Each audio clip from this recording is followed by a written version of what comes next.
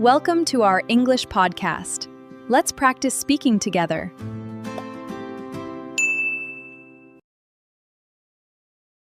Hey everyone, welcome back to the Just Speak English podcast. I'm Chase.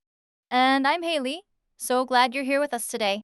Today, we're continuing in the professional English space.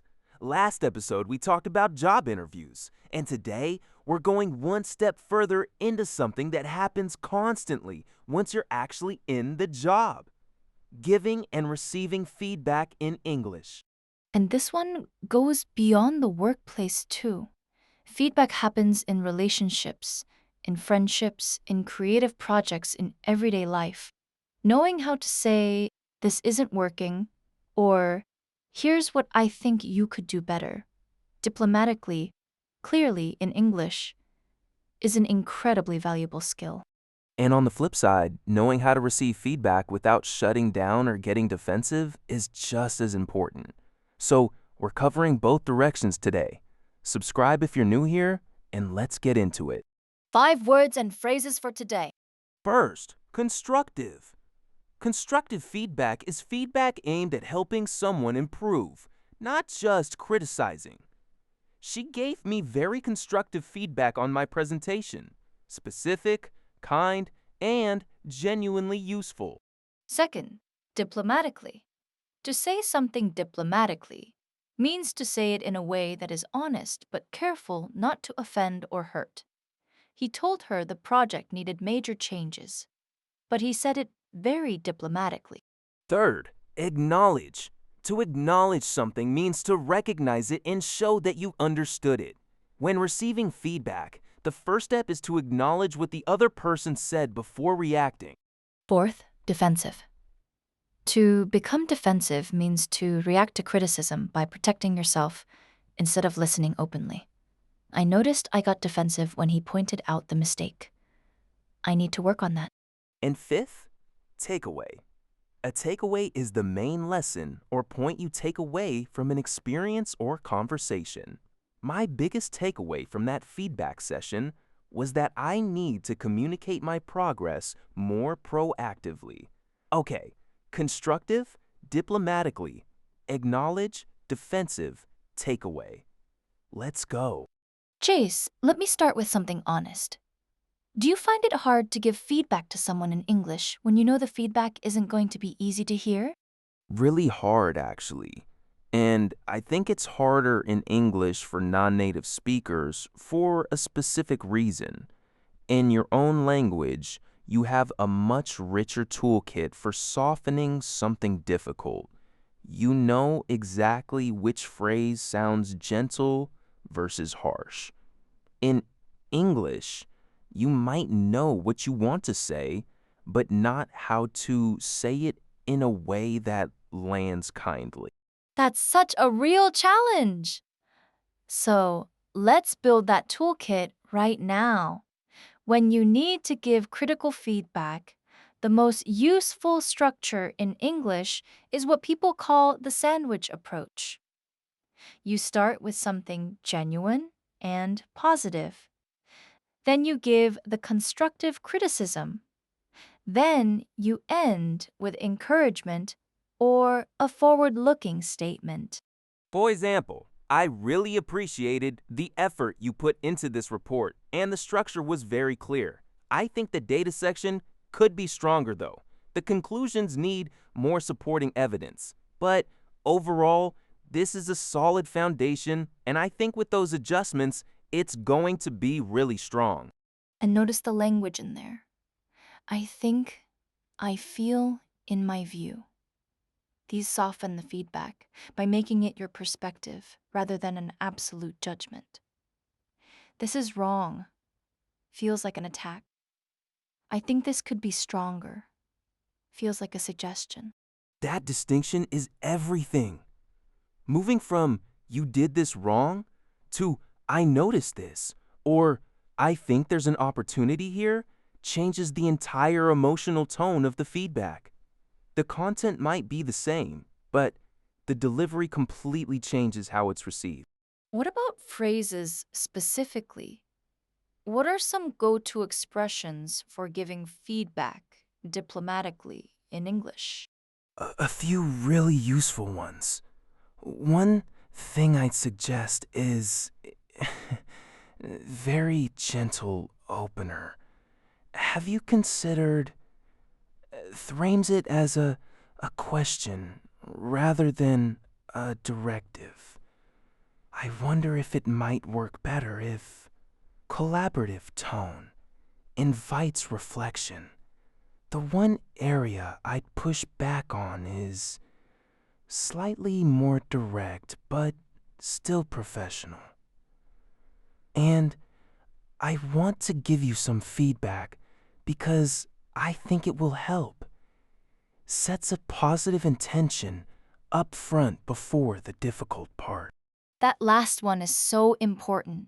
Stating your intention before giving feedback removes a lot of the threat from it. When someone knows you're saying something difficult because you genuinely want to help them, they hear it completely differently. Now, let's flip it. Receiving feedback, because honestly, this is the harder direction for most people. Giving feedback feels like control. Receiving it feels like vulnerability. And I think the natural human reaction to criticism, even constructive criticism, is to get defensive, to explain yourself, to justify why you did it that way, to point out what the other person doesn't understand. And all of those reactions, even when they're valid, shut down the feedback loop before you've actually absorbed what was said.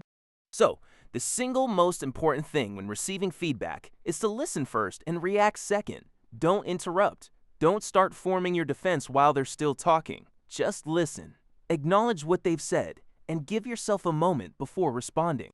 And the phrases that help you do that. Thank you for sharing that. Let me think about it. That's a fair point. I hadn't considered that angle. I appreciate you telling me this.